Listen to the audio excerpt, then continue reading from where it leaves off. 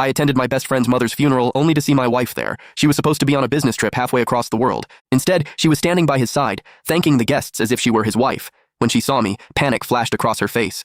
She pulled me aside and whispered, "Caleb's mother always wanted to see him settled down before she passed. I'm just helping him fulfill her final wish. Don't overthink it." Even my so-called best friend put a hand on my shoulder. "I'm just borrowing my sister-in-law for a favor, Ben. Besides, respect the dead. You wouldn't be that petty, would you?" I sneered and brushed his hand off, shoving my wife into his arms. "Of course I don't mind. Why don't you celebrate a wedding and a funeral on the same day? It's a 2-for-1 deal." The room fell into a heavy silence. The guests, unaware of the truth, began to whisper and stare at us. Lydia glared at me, her eyes wide with disbelief. "Bennett, do you even hear yourself? This is Caleb's mother's funeral. You're being incredibly disrespectful." Disrespectful? Me? I almost laughed out loud at the irony. 2 days ago, she told me her company was sending her out of state for a week. I was the one who packed her suitcase. If I hadn't come to pay my respects today, I never would have known. Her business trip was actually a role play as the lady of my best friend's house. No wonder she wouldn't let me drive her to the airport. This was a calculated lie from start to finish. How did she have the nerve to lecture me on manners? Lydia seemed to realize she was in the wrong when I didn't back down. She reached out and grabbed my arm.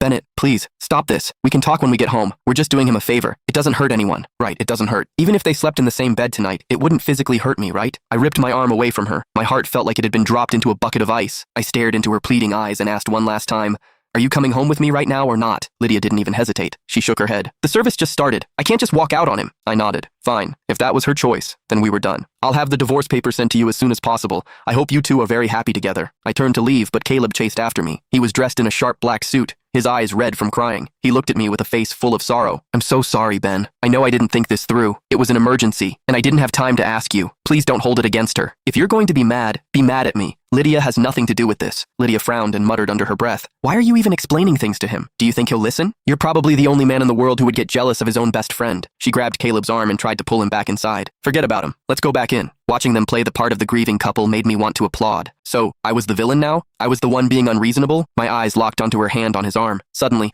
a lot of memories started to click into place. I hated seafood, but Caleb loved it. Lydia's signature dish was seafood paella. She used to tell me not to let food go to waste, so she'd insist I invite Caleb over for dinner. I was stupid enough to think she was just being a good host.